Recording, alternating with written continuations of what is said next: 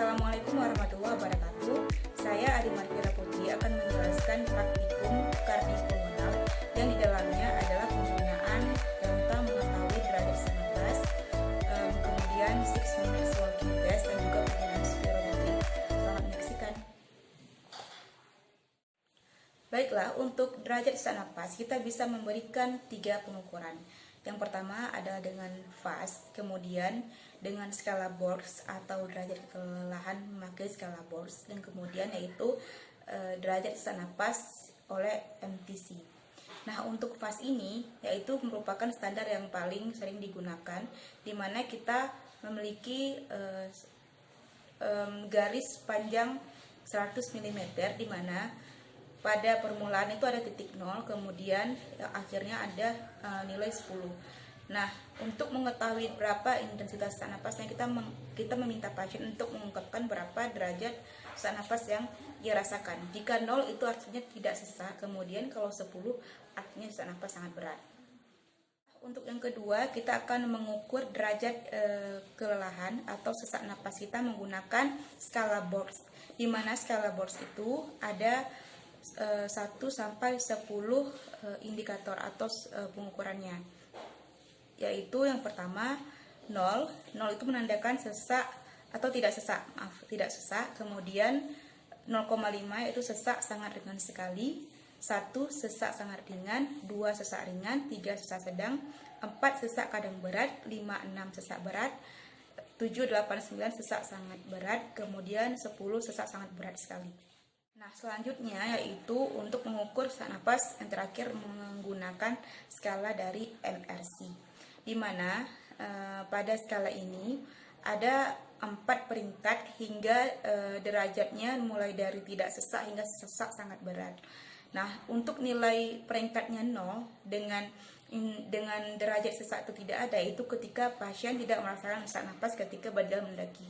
Kemudian jika nilainya 1 atau peringkatnya 1 dengan derajat sesaknya ringan, yaitu ketika pasien merasakan sesak ketika saat berjalan mendaki. Kemudian ketika nilainya 2 atau peringkat 2 dengan derajat sesaknya sedang, yaitu ketika pasien itu berjalan lebih lambat daripada orang seumurnya untuk berhenti agar dapat menarik napas seperti biasa. Baiklah, untuk derajat sesak napas selanjutnya itu peringkat ketiga, yaitu di mana derajatnya itu sesak berat. Keadaannya itu ketika pasien merasakan sesak napas atau berhenti setelah berjalan selama 10 menit pada ketinggian tetap. Nah, kalau nilainya 4 atau paling maksimal dan dengan derajatnya adalah sesak sangat berat, itu ketika pasien sudah merasakan sesak ketika melepas pakaian dan enggan untuk keluar rumah karena sesak napas yang diderita. Baiklah, selanjutnya yaitu pengukuran spirometri. Nah, spirometri ini memiliki beberapa fungsi atau tujuan. Yang pertama adalah untuk mengukur status paru-paru, kemudian untuk menentukan atau mengukur ventilasi yang mencakup volume statis dan volume dinamis paru. Kemudian untuk menentukan perjalanan penyakit, menentukan prognosis, dan menilai bagaimana manfaat pengobatan tersebut. Berikut adalah bagaimana cara melakukan spirometri. Baiklah, sekarang untuk pengukuran spirometri saya sudah mempunyai pasien bernama Mbak siapa? Dila. Ya, Mbak Dila. Saya sedang bersama Mbak Dila. Jadi, spirometri itu adalah alat untuk mengukur vital capacity. Ada 3 bagiannya, yaitu VC atau vital capacity, kemudian force vital capacity atau FVC, kemudian MPV. Nah, untuk mengukur vital capacity, sebelumnya kita harus mengetahui dulu kegunaan spirometri. Nah, spirometri itu dia ada 3 bagian. Yang pertama ada spirometrinya, kemudian ada mouthpiece-nya, dan selanjutnya ada transducer. Diibaratkan seperti ini adalah mouthpiece-nya, kemudian ini transducernya, dan ini adalah alat spirometri. Ini spirometrinya. Atau lebih spesifiknya, spirometri itu lebih seperti alat digital seperti itu. Nah, untuk menyalurkan udara dari mulut ke spirometri, pertama kita punya mouthpiece.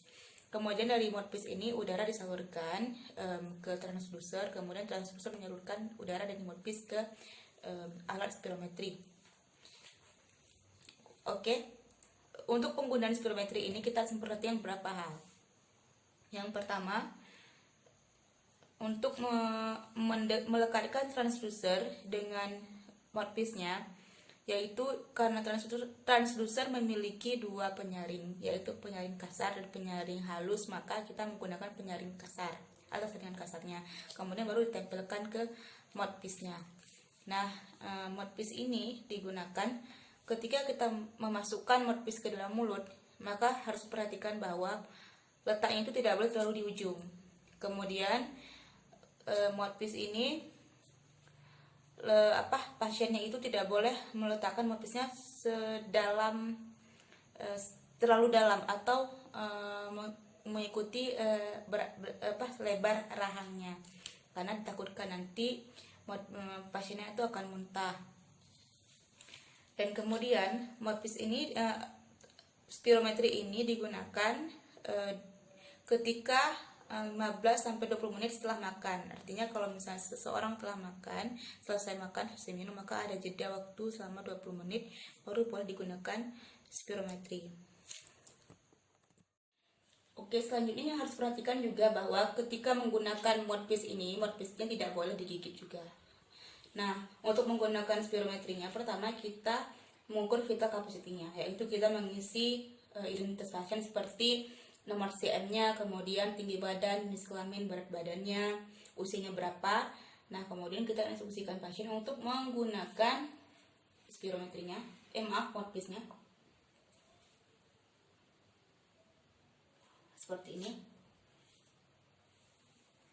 Nah, ketika ada jadi perbedaan VC sama FVC ini, kalau VC ini ada ancang-ancangnya, di mana pasien itu bernapas seperti biasa, kemudian ketika ada bunyi ting, maka pasien baru menarik napas dalam dan mengeluarkannya secara dalam juga. Seperti ini ya Bu, perhatikan ya. Jadi seperti ini, misalnya ini mouthpiece-nya, ini hidung kita ditutup, kita bernapas melalui mulut.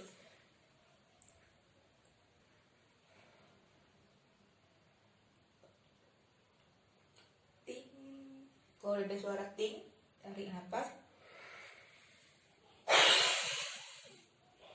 Jadi itu. Ulang lagi ya.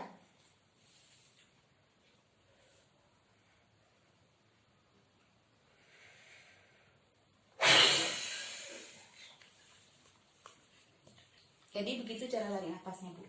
Bisa dipraktekkan? Bisa. Ya. Oke, jangan lupa. Iya, ini hidungnya ditutup ya. Itu spirometrinya. Awalnya bernapas seperti biasa ya? Ibu bernapas dulu seperti biasa. Nanti ketika saya bilang ting, ibu mulai menarik napas dalam, kemudian keluarkan secara dalam.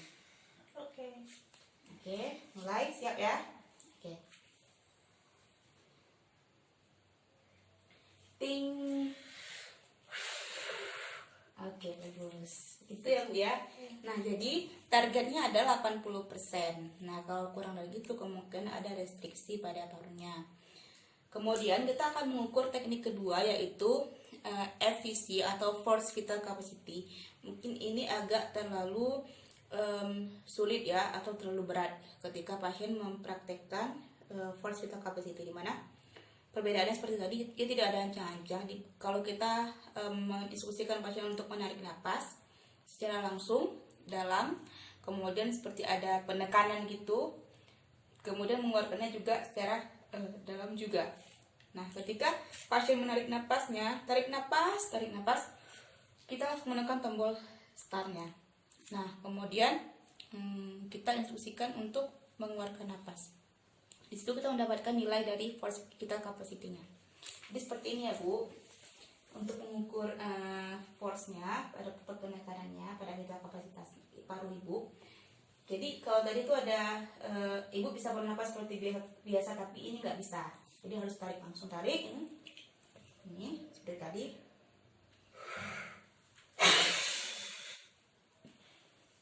langsung dikeluarkan.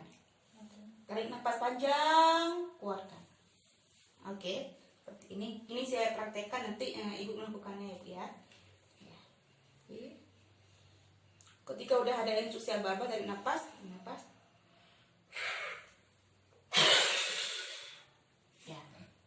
Ya. Kalau sebelum saya bilang keluarkan nafas, jangan dikeluarkan nafas ya Bu. Ya, oke. Ini ditutup dulu hidungnya, oke. Siap ya. Tarik nafas panjang. Keluarkan. Oke. Kamu sih lama udah tahu ini. Oke, ini di sini. Siap ya. Iya. Tarik nafas panjang. Keluarkan. Ya, oke. Itu force vital capacity. Tarik nafas panjang tanpa ada ancang-ancang dulu seperti nafas normal, kemudian kita keluarkan langsung secara dalam sesuai instruksi dari terapis. Nah, kemudian adalah MVV. MVV ini yaitu pasien diinstruksikan untuk bernapas, menarik napas, keluarkan napas selama 12 detik. Ya, seperti itu hingga kita dapatkan nilai dari MVV tersebut. Baiklah, untuk terakhir kita akan mengukur MVV dari pasien. Nah, untuk MVV ini berbeda dari yang dua teknik sebelumnya. Dia itu pasien diinstruksikan untuk menarik napas kemudian mengeluarkan napas secara berkala atau selama 12 detik. Nah, di situ pasien menarik napas seperti ini. Nah, itu selama 12 detik. Kemudian baru kita dapatkan hasil dari MVV tersebut. Nah, ibu perhatikan saya cara tarik napasnya itu selama 12 detik. Nanti baru kelihatan hasilnya bagaimana. Ini ditutup kayak tadi. Ya, terus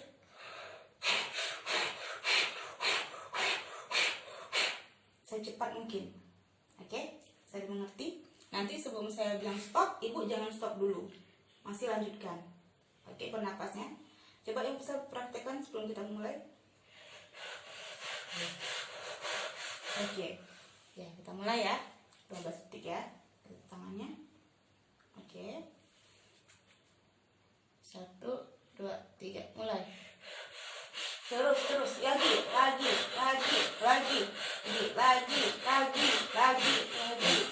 lagi.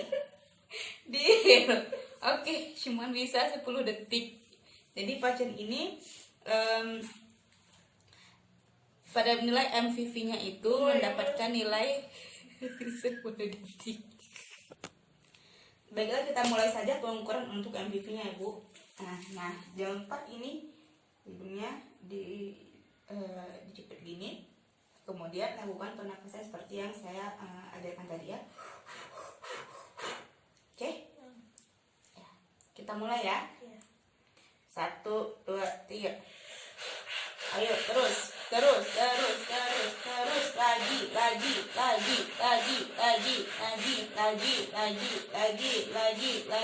lagi, stop.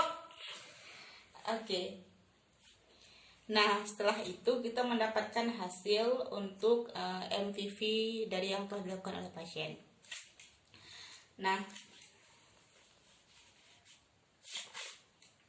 setelah kita melakukan pengukuran VC-nya, kemudian FVC-nya ditambah dengan MVV-nya, maka kita lakukanlah print atau cetak dari hasilnya itu. Kebetulan di sini ada kan, kalau di spirometri itu ada tombol printer. Nah, kemudian kita klik aja tombol print itu, kemudian akan keluar hasil dari pengukuran tadi. Nah, disertai dengan diagnosanya apakah ada restriksi atau penyakit lain yang menjadi kemungkinan dari penyakit lain yang mungkin bisa terjadi karena keterbatasan dari pengukuran spirometri ini. Kemudian kalau misalnya kita mau menghapus data atau mau melakukan pengukuran spirometri lagi dengan pasien yang lain, kita tinggal melakukan reset aja kembali ke backspace, kemudian dia terreset semuanya, artinya semuanya pengukuran tadi sudah hilang. Tapi kalau kita mau menyimpannya, ketika ada tulisan do you want to save, maka kita akan menekan tombol yes, maka itu hasil dari pengukuran tadi akan tersimpan dengan sendirinya. Oke, kalau misalnya kita mau nyimpannya juga, nanti bisa kita simpan melalui seperti alat penyimpanan seperti itu, software, hardware atau software seperti itu. Jadi kita bisa mengirimkannya ke komputer dan bisa disimpan lalu di print out melalui komputer. Jadi demikianlah pengukuran spirometri. Terima kasih ya Mbak sudah menjadi pasien saya. Semoga sehat selalu. Amin. Demikianlah pengukuran dari spirometri tadi, semoga bermanfaat. Baiklah, untuk saat ini kita akan mengukur 6 minutes walking test, di mana kita memerlukan jarak sejauh 25-30 meter dengan waktu untuk penempuhan jarak tersebut adalah selama 6 menit. Nah, di sini udah saya berikan tanda batu di sini, juga di sana di ujung sana juga ada tanda sebuah batu. Kemudian kita menyediakan satu kursi di sini untuk pasien ketika dia merasa lelah. Nah, sebelum pengukuran 6 minutes walking test, maka kita harus mengukur dulu derajat kelelahan pasien sebelum melakukan tindakan ini. Kemudian kita juga mengukur tekanan darah pasien. Nah, kemudian nanti kita bandingkan ketika pasien sudah melakukan tes ini. Ibu, kita hari ini akan melaksanakan tes selama 6 menit. Ibu berjalan sepanjang jalan. Ini sepanjang 30 meter. Nah, nanti ketika saya mengatakan stop, maka ibu harus berhenti ya. Nah, sebelumnya saya sudah mengukur tekanan darah ibu. Tekanan darahnya tadi adalah sekitar 130/80. Nah, ibu untuk sekarang derajat sesaknya kira-kira sesak ringan, sesak berat, atau sesak sangat ringan sekali? Sesak ringan. Ibu sesak ringan. Ya. Nah, oke. Ibu perhatikan dulu ya, saya melakukan contoh untuk melakukan tes ini. Baik.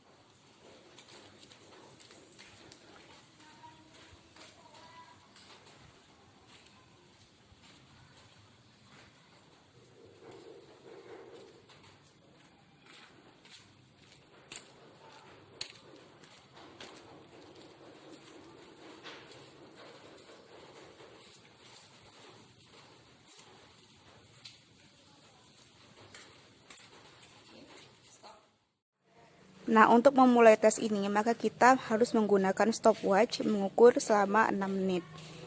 Pasiennya sudah siap. Ketika kita sudah mengukur tekanan darahnya dan berapa derajat boxnya, maka kita menginstruksikan pasien untuk memulai tes ini. Oke, Ibu? Siap ya? Siap. Kita mulai, kita ukur waktunya dulu. Oke, jalan, Bu.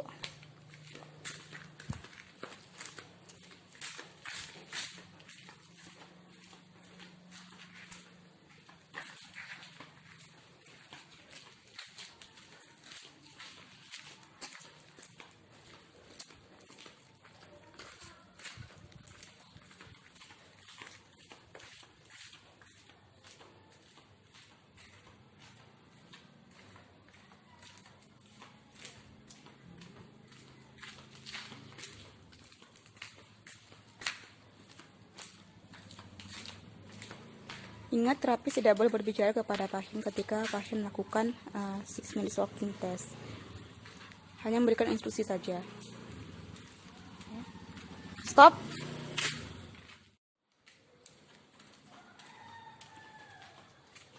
Stop.